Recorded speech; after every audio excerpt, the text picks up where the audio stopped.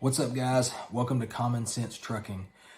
This is going to be a two-part video. I tried to do it all in one, just wasn't happening. It was getting way too long, and I was having to go way too fast. So this is going to be part one of a two-part video. So make sure to subscribe and follow up for part two. I'll put it out here in a couple of days. There's arguably going to be just as much, if not more, information in part two on some of these questions you need to be asking. But let's get right into part one. And let's talk about what questions to ask when you're looking to lease your equipment on with a company. So if you're kind of new to this industry and you don't really know what that means, I know a lot of you guys do, but just bear with us. This is a eat the fish, spit out the bones kind of thing. This is a channel for everybody. What that means is you went and got your Class A. You went to work for a little while, driving for somebody else, and decided, you know what, I want to go to a dealership, or I want to go to a lease purchase dealership. I want to go get my own truck. I want to go get my own trailer and go to work for myself and be my own boss, right? So what most truck drivers decide that they want to do. There's two different ways of looking at it. There's going and getting your own authority, and there's looking at leasing your equipment on with somebody. I'm gonna have an entire video dedicated to the pros and cons of each, but in this case, we're talking about leasing your equipment on. Now, in my opinion, if I'm looking at it as an owner-op, and I look at going and getting my own authority, I'm dealing with factoring, I'm dealing with invoicing, billing, chasing my money down from brokers. I'm dealing with insurance, fighting for insurance costs, all of that stuff. I would rather pay a company to do that for me. A lot of drivers look at leasing on with somebody as I'm just going to work for them. That's not the case. If they're treating you as a company driver, then it sounds to me like you're not at the right place. You're not getting treated as an owner-operator. I don't look at it as going to work for somebody. I look at it as you're paying that company for a service. So I'm going to have to use Cowboy Us as an example a lot in this video. Again, it's not a commercial for Cowboy, but I'm going to have to use this as an example to kind of cover some of these things. So let's get right into it. First question you need to ask, what's the split? Is it 85-15, 80-20, 70-30, 75-25? What's the split? When you ask these questions, jot these answers down. When you're on the phone with these people looking to lease on with them, jot these down and say, okay, what's the split? They're going to spout off 70-30, that's 80-20, whatever it may be, jot that down. Next question, we'll get more into that as we go, but next question, do you pay a fuel surcharge? A lot of companies these days aren't paying a fuel surcharge. In my opinion, the industry standard for years was if you leased your equipment on with a company, they paid a fuel surcharge on every loaded mile that you were running. I feel like it should still be that way. That's how we operate here. That's not how everybody operates, but it's a question that you need to ask. There's a lot of companies just saying, yeah, it's 85-15 off the gross. You ask about a surcharge, they start trying to explain to you how, no, you make more money with 85-15. You don't make it as much with a surcharge and yada, yada. Just bear with me, because in my opinion, a surcharge should be paid to every driver if you're an owner-operator, based on your loaded miles. But we'll get more into that. I will eventually have an entire video dedicated to breaking down a fuel surcharge and line haul pay versus gross pay and the whole nine. Okay, so if they do pay a fuel surcharge, again, they should. If they pay a fuel surcharge, how often is that updated? What is it, at that given time, and how are they figuring that? Okay, so some companies I'm sure have certain formulas that they like to use, or it might be based on their customers that they haul out of, or so on and so forth. I think the easiest way to probably do it is just go off the national average. It's updated every Tuesday. I think the surcharge should be updated every Tuesday. So you want to ask, how often are you updating it? You want to ask, again, how are you updating it? How are you coming to that surcharge number? Most companies, I would assume, us included, are just going off of the national average if the customer doesn't already pay a surcharge. Some of our customers do, not as many as they used to, but some still do. So you want to get that answer, though, and kind of have an idea of how that surcharge is being paid.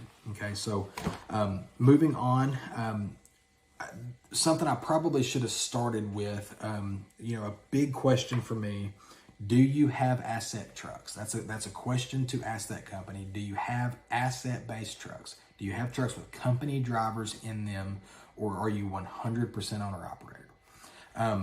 I'll catch a lot of slack for this, or a lot of flack, whatever you want to call it, but I'm going to be honest with you.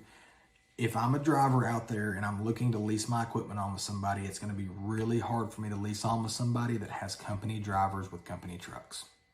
The reason for that, I've had a lot of guys over time that are calling and they've leased on with carriers that have a bunch of company trucks and some owner operators, or they have a lot of owner operators and a few company trucks. I've never had a case that the owner operator is getting the best paying freight that the company has. I'm just being honest. I don't know if that's the case with all of them. I'm just talking about experience that I've had with a bunch of guys calling. In my opinion, it's, that company truck's going to get loaded first with the best freight. The owner ops are going to get what's left over. Again, I'm sure not everybody, not every company out there is like that. I'm just talking about my experiences. So it's a question that I would want to ask as an owner operator. Do you have asset-based trucks? And to me, that's a big red flag, but take that with take it as you will. When you get that information, are they 100% owner operator, or are they asset based with owner operators? Okay. Another big one that I want to talk about while we're hitting these big, the big questions, the money promises that these companies make. So when you're talking to a company, I would almost rather you just ask them, hey, well, what can you guarantee me? If they give you a number, if you ask them to guarantee a number and they give you one, I can't agree with that. And the reason for that is if I see more and more, since, this is post-COVID, I see more and more companies out there that are promising $10,000 gross, $14,000 a week gross, $8,000 a week gross, all of these numbers. I've never once made a promise to a guy calling me about leasing on. The reason for that is I don't care how good that company is, where that company is located, how big they are, doesn't matter. Nobody can promise anything. There's not a single one of us out here with a crystal ball. That's one. Two, that company doesn't know how you're going to run as an owner operator. So if they're promising you a certain amount of money, one of two things has to happen. One, they either have to run you as a company driver, okay? Meaning if you're going to hit that number without them knowing how you're going to run. If you call me asking me, how much money am I going to make? I'm going to tell you, I don't know. We're going to keep you loaded as much as you want to be loaded, and it's going to be good freight. But I can't promise you anything, because as soon as I promise you a number, you might come in here and say, well, no, I'm going to be home every Wednesday. Well, now I'm a liar, because I promised you a certain amount of money that you're never going to make by being home every Wednesday. So if a company's making you that promise, one of two things is going to have to happen. Either one, they're lying to you because, or I guess they somehow know that, exactly how you're going to run, which is crazy. Or two, they're going to run you like a company driver and say, well, yeah, we promised you this money, but if you're going to make this money, you got to be here on this day, here on this day. We might get you home by the weekend. We'll see. Well, at that point, are you even really an owner operator? So that's a big red flag to me when a company is making these promises based on money without any prior knowledge on how you're going to run or what you're going to do. Okay, so to kind of keep this thing moving, we've talked about the asset truck. So another big one is dispatch provided, and how are they paid? Okay, so if they're not provided, that's a quick hang up to me. If you're paying to lease on with a carrier, dispatch should be provided, period, right? When it's provided, how is that dispatch paid? Is it salary, hourly, or percentage? So if it's a salary position, if it's an hourly position, at the end of the day, why do they really care what kind of money you make? As long as you get loaded and are moving down the road, because their paycheck is going to be the same every Friday, no matter what. So again, using us as an example, we pay our dispatchers based on commission. It's not a salary job. It's not an hourly job. It's based on what you put in, right? So they want you loaded. The more money you make, the more money they make. If you're sitting at home or you're deadheading across the country, they're not making any money either. They're also not paid on the gross. It's going to be a percentage of line haul, just like you would be getting paid. So that way they're not just finding a big gross number that only pays $1.80 a mile. They're looking for the best money per mile for that truck, because the more you make, the more they make. So you want to find a company that's paying their dispatch accordingly, because if that dispatch is just covering a truck just to keep them covered, then are you really going to be, earning your full potential? If you don't have somebody that's going to fight for you in your corner, you want that mutual respect between you and a dispatcher. And when you know that they rely on you just as much as you rely on them, you're going to have a better relationship with that dispatcher. So again, how is the dispatch paid? Okay, so the next question here, what specifically does that percentage split cover? So does that split cover,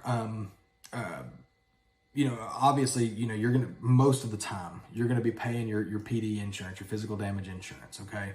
But you want to make sure that split covers 100% of that liability and 100% of that cargo insurance. So again, using us as an example, when somebody asks me, okay, so just for full transparency here, we pay a fuel surcharge on every load, and we do a 78-22 split on line haul. That 22%, the main three things that it covers, aside from, your back office works with invoicing, billing, administration, all of the back office side, throwing all that out the window, the big three, we pay 100% of your cargo, 100% of your general liability, and your dispatch fees. That's all covered in that percentage. So when you look at it like that, this is what you're paying for. It's not what a company's taking from you as a company driver. This is what you're paying for them to handle so you don't have to, okay? So you want to make sure. So when you're asking what it covers and you're talking with insurance costs and things like that, once you talk to 2 or 3 different companies, you'll start to get an idea, because another one you need to talk about is you need an estimate on your insurance. So if you ask them, okay, well, here's my truck, here's my trailer, kind of give me an idea on what I'm going to be paying for my physical damage insurance. If this company is much higher than this company, you start to wonder, well, am I really paying for, am I paying a portion of that general liability? Why is your insurance so much higher than yours? You start asking those questions once you start getting a few different numbers, kind of in mind from these different companies. So I'm not going to get too deep on the insurance side. We'll talk about a little bit about that in the next video too. But the big thing is, again, get an insurance estimate for your physical damage. Okay.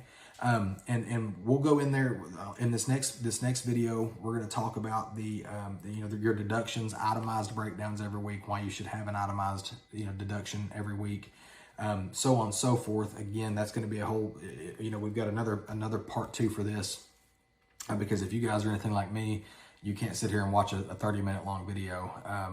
So I'm trying to break this up a little bit to where it's a little easier to watch, right? So to kind of recap on this, and I'll, in the description of the video, I'm going to go back and I'll find some times, that I kind of covered each thing, so you have a quick reference guide. But again, we're going to go back. What is the split? We're going to go, do you pay a fuel surcharge? How is your surcharge calculated and how often? We're going to go, what specifically does your split cover, your percentage cover that company charges? We're going to go, is dispatch provided? And if so, how is that dispatch paid? Along with how many trucks are they dispatching, so on and so forth. We're going to go, do you have asset trucks, or are you 100% owner operator? You need to go, be careful. This isn't really a question, but be careful to those, to those companies that are promising this guaranteed money every week. And then your insurance, getting your insurance estimate and kind of getting an idea on what you're actually going to be paying, weekly or monthly, however it's deducted for your insurance. Okay, so like I said, that was just a quick recap. I'm gonna make a part 2 to this video probably here in a few days, and get that out there. But this entire series that I spoke on, this last video, it kind of laid out what we're going to be talking about. This is arguably the most important part 1 and part 2 video that we are going to have this entire series, because most of you guys as owner operators are going to be looking at leasing on with somebody versus going under your own authority. We're going to have a whole video dedicated to that and explain to you why, in my opinion, it is better to lease on with somebody. Again, just before you go after me in the comments, just please wait for that video to kind of see both sides of this. But again, arguably, this is going to be the most important, collective video for anything you're going to have in the future. So, like I said, make sure to subscribe. Be looking out for part 2 here in a few days. But this is going to kind of get us started with what questions you need to be asking when you're going to be looking at leasing on your equipment with a company.